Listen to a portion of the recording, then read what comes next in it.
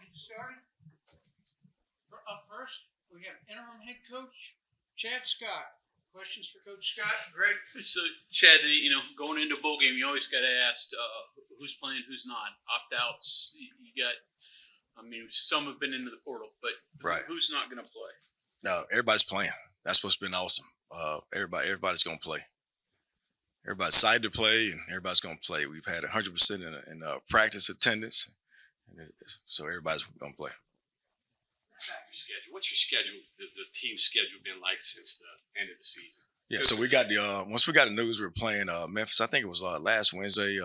Initially the guys were gonna have the week off last week, finish up academics and wrap up things, and get back healthy.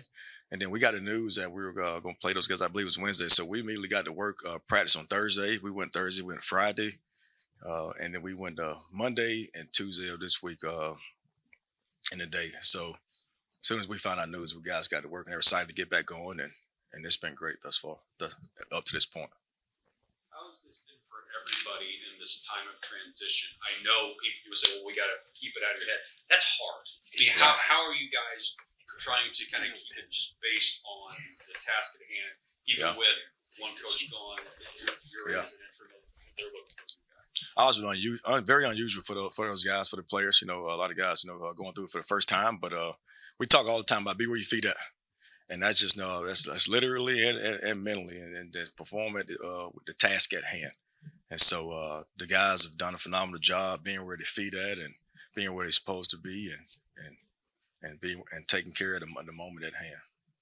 Greg mentioned who's going to play, and you're saying everyone's going to play. I know Wyatt talked weeks ago that he wanted to play. Yeah. Was there ever any thought, because Coach Brown talked about this in the past, other coaches talked about this in the past, of sitting him down and maybe saying, I know you want to play him, maybe it's not best for you because he does have the NFL in front. Right, ever absolutely. thought for you to maybe advise him not to play?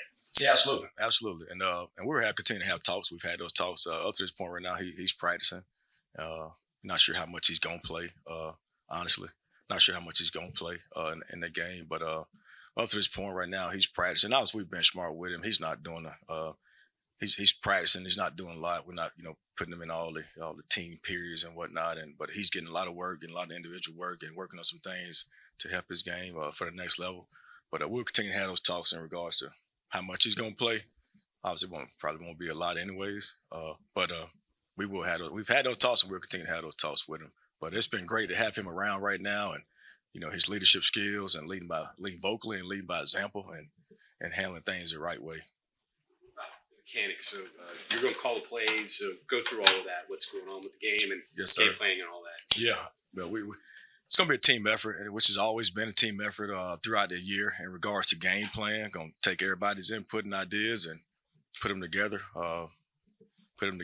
and come up with the best game plan that our guys can go be successful with. Obviously, we're going to be simple in what we do what it is we're efficient at and best at throughout the season. Put the ball in the hands of guys that's been consistently productive throughout the season, and practice it and executing the game what we've executed in practice, and then on the game day, I will call it, I'll handle it, I'll manage it, and again, it'll be input from the guys upstairs on certain things that they may see from up top that I may not see. For the coaches, yourself, the uncertain times for you. How difficult is this for everybody within the program? It's difficult for everybody. Obviously, unforeseen circumstances. Circumstances you wouldn't want to be in and whatnot. But we got to be here. It's not about us right now. It's about these players. These players that have to be in this position, and the resiliency they're showing right now is phenomenal. We talk about mental toughness throughout. That's one of our standards, not just offensively and defensively, but just on this entire football team. Is the resiliency, being able to respond to adversities or difficulties quickly. And to see the resilience right now these guys are showing day in and day out. I mean, they're down the stairs right now working out. It's 100% attendance in there, and the attitude, effort, the energy they're putting in, it's phenomenal. So it's not about us coaches right now. It's all about those players and us putting our best foot forward and being there for these guys and making sure that we've come up with a great game plan that is simple for them and preparing these guys the right way to go out in Frisco, Texas, and represent the university and the state in the right way. And the game prep and game operations, everything pretty much the same as it has been this year, or are there a couple things that you are going to put your own stamp on. Yeah, absolutely. It's all about routine. We talk about routine all the time. We don't want to change those guys' routine. They got a routine that's been successful for us as far as the approach to the game. So we're trying to keep the routine as similar as possible for those guys. So we hadn't changed a lot, honestly. Just a couple of logistics in terms of our approach to practice. We've changed a couple of things in that regard. But as far as the normal things that we do day by day, week to week in regards to the game plan, we want to be as routine for those guys as possible. So why? Here's a guy who could just say, like, I got my future ahead of me. I don't want to risk it. Man. And everyone would be like, totally understand. But here he is, even like Mike was saying weeks before. No, I'm playing. What is that? How? Obviously, he's an important guy as a player, one of the best linemen you guys have ever had. What does it also say? How important has he been as just a person and a leader on this team too? Just kind of just the way he's been. The words can't express how important he's been to us. It's been like you can't even it's hard to even express how he's been phenomenally important in that regard. It also shows the kind of culture we have, the connection we have on this football team for him to hang around. He can easily, obviously, going to be a day one draft pick. Got a lot of things ahead of him. Phenomenal. Congratulations to him winning Offensive Lineman of the Year award, which is very deserving. So the importance that he is not just to this offense, but to this entire football team to see him. He's still an early morning guy. Gets here at 5:45 a.m. every morning. I get on it sometimes. He show up at 5:46, 5:47 because I'm here early too, and I see his truck pulling in. But to see a guy that sticks to his routine, sticks to his habit, shows up, is down the stairs right now working out. That's an example that he's showing some of these younger guys that's talented and guys that is coming up in the program. This is how you lead. This is how you go about your business, so you can match that level of consistency on the football field and in essence play the game at a high level the way he is. But it also speaks to the culture, to the coaches for the key to that skill set, that talent to want to hang around and do all the things that he's done before. What makes him a great offensive lineman on the field? His approach. He practices like a pro. He practices with game-like behavior. Obviously we go against the defense, have competitive periods for the speed of the game and also, to make sure those guys' skills stay refined. But for the most part, we're going against, scout team, look team. And the scout team, look team is no different than the opponent on Saturday. His approach to those guys is the exact same. He practices like a pro. He finishes with game-like behavior. He pass sets. He run blocks. He gets out on the perimeter to block screens as if the person that he's going to get in practice on a Tuesday, Wednesday is the person he's going against on Saturday. So when a Saturday comes, it's like dress rehearsal for him. That's what makes him so good. He's a pro during the week, which makes him a pro on Saturday. I always tell those guys consistency is greatness, and he's got here at 5:45 every morning. The other couple of days he got at 5:46, but his routine stayed the same. He comes in, take care of his body. He does what we call open hours. He leads the group during the middle of the week and the extra prep for the game. He's consistent with how he plays. He takes care of his body on Sunday, and it's been that same routine every week. That's what makes him great. That's what makes him a pro. Memphis wanting to beat a power conference team and prove all of that. What are some of the issues you see when you study them? They're swarming defense on the football field. They swarm to the ball. They play hard. They get 11 hands to the ball. They force turnovers. They're one of the top teams in the country at forcing turnovers and recovering turnovers. So we got to do a phenomenal job taking care of the ball. That's on defense. Offensively, score a lot of points. They're explosive. Quarterback is playing at a high level. Got a running back that plays at a high level as well. And they got some receivers that's talented with the football. So issues in that regard would be obviously phenomenal on third down. So the quarterback is great, the running back is great, and they're also great on third down. So we got to do a phenomenal job of getting off the field on third down. And offensively, we got to take care of the football first and foremost. And then we got to be efficient on third down and stay on the field as well. What would winning this bowl game mean to even you personally, but even for the program? Obviously, the program's won bigger games than this in the past. Absolutely. This was a disappointing year, but a win would be a winning season. Coach Brown even talked about in his departure statement, win for our bowl game, he referred to it as. So, I've heard some talk about winning it for him in a way. Yeah. What would this mean to you to win? No, I mean the world, and more so for these players, man. It's just I can't say it or speak enough about. You see all the guys that's going in the portal, and then you see the limited number of guys that we got in the portal. I mean, you see, just the culture of these guys and the energy right now. And first of all, that's the most important thing. First off, is to win. We want to win, hands down, no question of that. Even to see the attitude shift from last week when they were initially supposed to be off the entire week until us finding out who we're going to play and us sending the message out to the entire team that we're gonna start practice on Thursday, and for all those guys to show up on time and ready to go, 100% attendance, like that itself was phenomenal. To send these seniors out with a win and go out and be able to represent this university and this state the way we're supposed to do from the beginning would be absolutely phenomenal. Your experience with bowl games, is it a lot about attitude? I mean, you look at last year, you guys were kind of in Memphis' situation Right. against North Carolina, now kind of flip it around. Right. Talk about that a little bit. I think in my mind, like the team that's most excited to go out there and play. And here's why I say that. You know, I told those guys, the same group that's sitting in this room this morning is the same group of elite talented guys that thought at the beginning of the season we had an opportunity to go run the table. And it didn't finish that way, but we have that kind of talent in this room. And obviously at some point in time in the season, you know, whether it be morale, confidence, whatever the issues were, you know, things didn't work out that way. But it's the same elite talent, same attitude, same guys that's in this room that thought that way back in spring, back in fall camp, same guys in this room right now. There's no reason for us to not go out there and play that way. And obviously right now you would think that we didn't finish the season that way. Guys would kind of, you know, be it down, have poor attitudes, and like, I don't want to go there. But they understand, you know, who they are, what they are, and what they represent, which is this university and the family and the names on the back of the jersey and the name on the front of the jersey. And they're excited to go out and win this ball game and finish the right way. So, in my mind, it's the guys that are most prepared, most excited to play. The plans are simple. They understand what it is they're going to do, so they can go out there and don't flinch, don't think, and go play ball. Your goal is to kind of have them play free and loose and fun. Absolutely. I want to put these guys in the best position to be successful, so they can go out there and play with a level of confidence and ability that they're capable of playing with. That's my whole mindset. That's always been our mindset offensively is, you know, keep the easy, so these guys can go play freely, be themselves, and be the talent that we recruited them or brought them in to be. Man, quite a few practices, right? Say it one more time. You'll fit in quite a few practices here, right? I'm thinking in my head. Oh, absolutely. We've been practicing. Yeah, we will get I think eight practices in. Okay. Absolutely. Is it 1, 2? Yeah, 8 practices. Yeah. How don't give it away here, but like how crafty do you have to be to get people excited? Is it trick plays, new ideas, young players, just things like that can spice it up and make guys really plug into practice and just an extra game, but also extra practices. Really, just being competitive. First off, being myself. You know, I'm the same guy. I don't change at all. You know, I'm a guy that talks to offense, defense, special teams on a daily basis. Always a loose guy, high energy guy, all the time.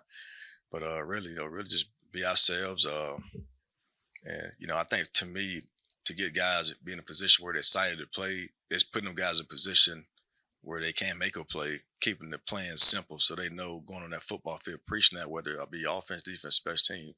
They know exactly what it is they're looking for, what they're going to do, and they can go out there and improvise and play the game. To me, that's what makes guys excited to play because they're all talented. They all feel like they're the best, which I want them to feel that way.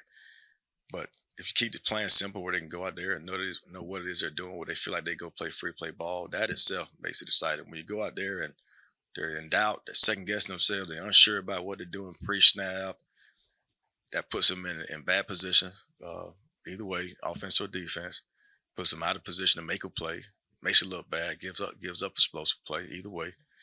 And that itself, you know, equals poor attitude.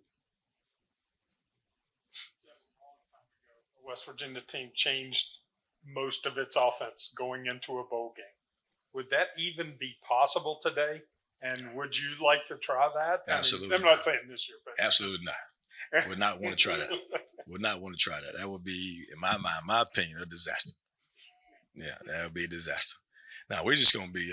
Like I say, I want these guys to go play freely. I want the guys to go play with the ultimate confidence and go play freely. So we're gonna be simple in what we do. When I say simple, we're gonna do things we're good at. You know, we're pretty good on offense, and I want to do things we're good at. You know, and so we're going to do that. Defensively, I want to put the guys in position to be successful. I want to swarm to the football. I want these guys, if they know what they're doing and they're confident in what they're doing, they'll swarm the way we know they're capable of swarming. We want to be sound in special teams, you know, so be simple.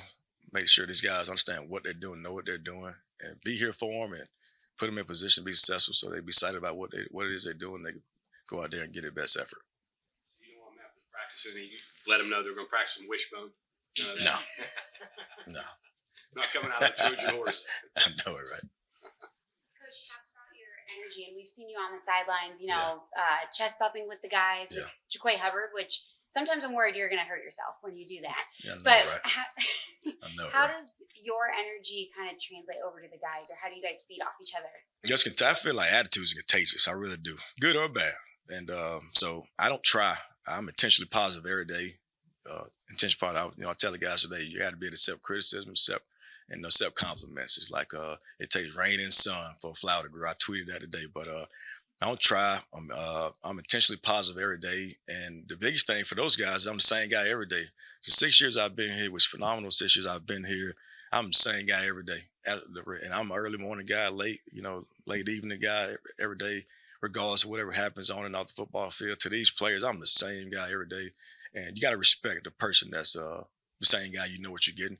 And so it's contagious, and so I just be myself and a high energy guy. And whether they're having a good or bad day, they just feed off of me. And I tell them that if you're having a bad day, find me, because you know who I'm going to be. So I think that's very important. I think that's very important even for our coaching staff to have energy and be consistent in their energy and their attitude every day around these guys. Because right now, these guys are looking for someone to follow. And right now, we're the guys that they're going to look to follow. So if we're looking, upset, disappointed, or whatever the case may be, that could trickle down to our players, and we cannot have that. So. Feel that you being the constant, not just in personality, but being there, in your position, how much do you think that's helping them, at this point, because there is such churn and turbulence? How much do you think that you being there and being the same guy you've been for 6 years, right? How do you think it helps in getting ready for this thing? No, very important, and no question. They got to see me. Like, I go missing. I go missing. They go work. But and that's just because of who I am. Find them. I always tell the guys, the thing that they've noticed about me is that and I keep telling them this every day, so we can keep our connectivity. I free my time to go spend time with those guys. I don't just talk to them in my free time, and they got to respect that. And I've always been that guy, regardless of circumstances, good or bad, win or lose. I show up every day to talk to those guys, training room, locker room, weight room, all the time. So. Just that consistency and that constant, every day is something they need, and something they respect, which is, the biggest thing. They respect the person I am and who I am, what I stand for. And that makes those guys want to be here for me. I appreciate it to the utmost. I tell them guys all the time, not just me, but it's coach staff. We are nobody and not where we are without those guys. And I appreciate it. Playing time for some of the less experienced players. Is this a chance to maybe get them increase in snaps? Yeah, we got some opportunities for some of them guys. I don't know any of them just in particular, but it's some spots where some guys may play a little bit on Saturday. Not sure how much. It'd be a lot of special teams deals, but it ain't just gonna be a ton. I'm not sure how much playing time, but it'll be some opportunity for some young guys to play. These 2 or 3 weeks, do you kind of view this as an opportunity for you, for growth, for calling plays, running the program, managing everything? Yeah, it's fun. I prepare myself every day. We tell these guys every day in the meetings, take notes. Like our theme for this week is make it happen. Make it happen. Like regardless of the situation, make it happen. Regardless of the play call, make it happen. It ain't the play, it's the player behind the play call. Make it happen. Regardless of circumstances, make it happen. And so I've been doing the same thing every day since I've been here. I take notes in absolutely every meeting. I write everything down. So I had no idea the opportunity to be the interim was going to be named. But when it came, no different than for these players having to be the next man up. I was ready. I was ready. And I appreciate the staff being here for me, support me, and the players as well alike. And we kept it running. I really hadn't, it's been a great opportunity for me to be in this seat.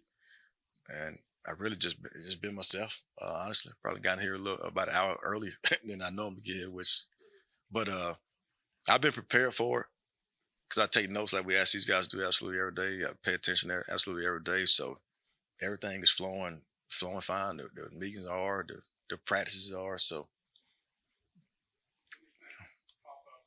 you didn't know about or weren't expecting that a head coach has to do, like, I didn't know that they were having to do. Yeah, absolutely. All the scheduling, a bunch of scheduling. Thus far, just a bunch of scheduling and being able to schedule and juggle all the offense. And yeah, it's a bunch of scheduling. Yeah. And then also being able to consider, not just offense, but also like the defense and in terms of the practices and spending time with with defensive guys, offensive guys, and special teams, kind of spreading around, walking around. So we got some help with the running backs. So CJ and Jaheim's come really good running back coaches the last couple practices because I hadn't been able to spend as much time on the practice field with them. But we've always kept it simple, so they know exactly what they're doing, and they'll be prepared as well. Have there been any coaches around the country that you work with, or just anyone in general that you've gone to for advice that you? Absolutely, I've called a bunch of people. Namely Gene Chisholm. He's a mentor for me that I've spent. Gene Chisholm, Larry Fedora, big guys I've talked to, and also talked to Coach Brown a lot. I've been with him for a long time, does a phenomenal job. So, absolutely, they asked me the other day, you got it figured out? Absolutely not. But I'm working to get it figured out every single day.